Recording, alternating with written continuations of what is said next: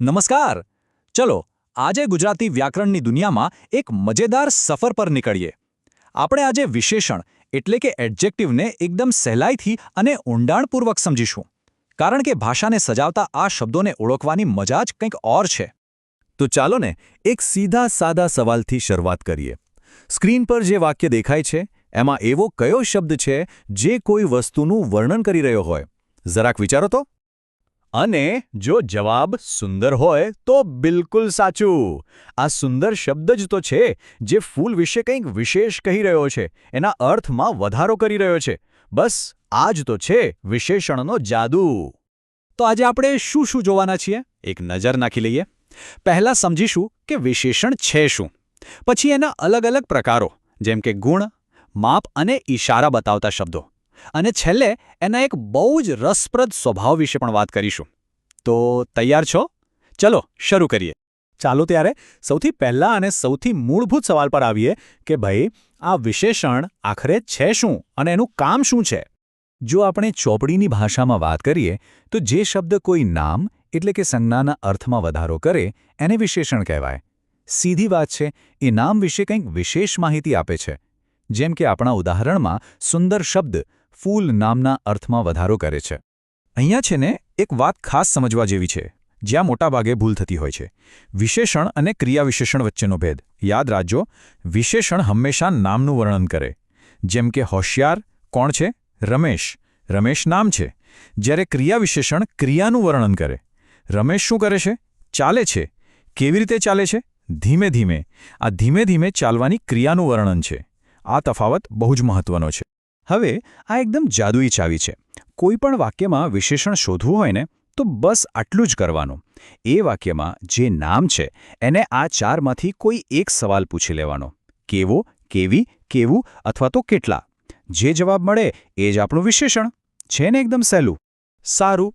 તો હવે વિશેષણના સૌથી સામાન્ય અને સૌથી વધુ વપરાતા પ્રકાર પર જઈએ. એવા શબ્દો જે કોઈપણ વસ્તુ કે વ્યક્તિના ગુણ દર્શાવે છે. આ ગુણવાચક વિશેષણોને પણ આપણે સહેલાઈથી 3 મુખ્ય ભાગમાં સમજી શકીએ છીએ. એવા શબ્દો જે રંગ બતાવે, જે આકાર બતાવે અને જે સ્વાદ બતાવે. નામ પરથી જ આખી વાત સમજાઈ જાય છે. જેમ કે અહીંયા જુઓ, લાલ મરચું. બસ નામને સવાલ પૂછવાનો, મરચું કેવું, અને જવાબ તરત જ મળશે લાલ. તો લાલ એ રંગવાચક વિશેષણ છે. એ જ રીતે લાંબી ખુરશી. અહીંયા સવાલ શું પૂછીશું? ખુરશી કેવી છે? અને જવાબ છે લાંબી.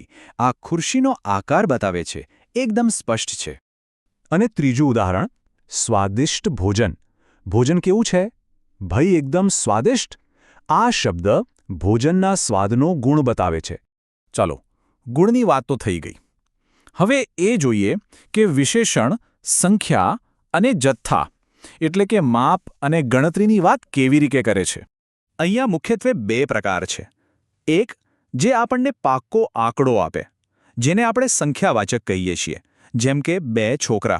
2 એટલે 2 જ. એક પણ વધુ નહીં, એક પણ ઓછો નહીં. અને બીજું છે પરિમાણવાચક, જે ખાલી અંદાજ આપે, ચોક્કસ માપ નહીં. જેમ કે થોડું પાણી. હવે થોડું એટલે કેટલું એ નક્કી નથી. આ પરિમાણવાચકના બીજા કેટલાક ઉદાહરણો જોઈએ તો ખૂબ ઠંડી, ભરપૂર પાણી, અતિશય ગરમી. આ બધા શબ્દો જેમ કે ખૂબ, ભરપૂર, અતિશય એ કોઈ ચોક્કસ આંકડો નથી બતાવતા, પણ માત્રા કે જથ્થો દર્શાવે છે. આગળ વધીએ એવા શબ્દો તરફ જે વાક્યમાં જાણે આંગળી ચીંધવાનું કામ કરે છે.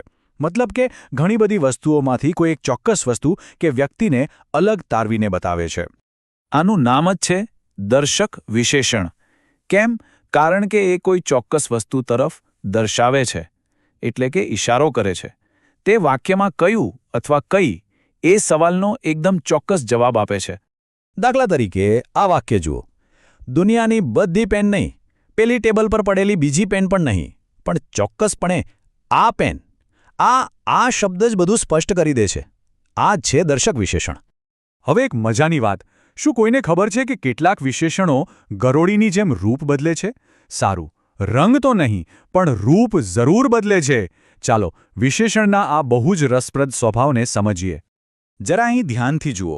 ડાબી બાજુ સારો શબ્દ કેવી રીતે બદલાય છે. છોકરો હોય તો સારો, છોકરી હોય તો સારી અને છોકરું હોય તો સારું. જે નામના લિંગ પ્રમાણે બદલાય એને કહેવાય વિકારી વિશેષણ. હવે જમણી બાજુ હોશિયાર શબ્દ જુઓ. છોકરો, છોકરી કે છોકરો ગમે તે હોય, હોશિયાર તો હોશિયાર જ રહે છે, એ નથી બદલાતું. એને કહેવાય અવિકારી વિશેષણ. બસ આ જ છે વિકારી અને અવિકારીનો ખેલ. હોશિયારની જેમ જ બીજા પણ ઘણા અવિકારી શબ્દો છે જે ક્યારેય બદલાતા નથી, જેમ કે સુંદર, બદમાશ કે પછી કોઈ પણ સંખ્યા, જેમ કે 5. આપણે એમ જ કહીએ છીએ સુંદર છોકરો, સુંદર છોકરી અને સુંદર છોકરું. સુંદર શબ્દ એવો ને એવો જ રહે છે. તો ચાલો ફટાફટ આખી વાતનો સાર જોઈ લઈએ. પહેલી વાત, વિશેષણ નામમાં વિશેષતા ઉમેરે છે. બીજી વાત, એને શોધવાની જાદુઈ ચાવી છે કેવો, કેવી, કેવું, કેટલા પ્રશ્નો. ત્રીજું, એના મુખ્ય પ્રકારો છે ગુણ, સંખ્યા, જથ્થો અને ઈશારો બતાવતા શબ્દો. અને છેલ્લી અને મહત્વની વાત, કેટલાક વિશેષણો વિકારી હોય છે જે બદલાય છે અને કેટલાક અવિકારી જે નથી બદલાતા. બસ હવે આ જ્ઞાનને આપણી આસપાસની દુનિયામાં અજમાવી જોવાનો સમય છે. જરા નજર દોડાવો. ચાનો સ્વાદ કેવો છે? દિવાલનો રંગ કેવો છે? આકાશમાં કેટલા વાદળો દેખાય છે? આ બધા સવાલોના જવાબમાં જ ક્યાંક ને ક્યાંક વિશેષણ છુપાયેલું છે. ભાષાની આ સુંદર રમતને માણતા રહો. ફરી મળીશું.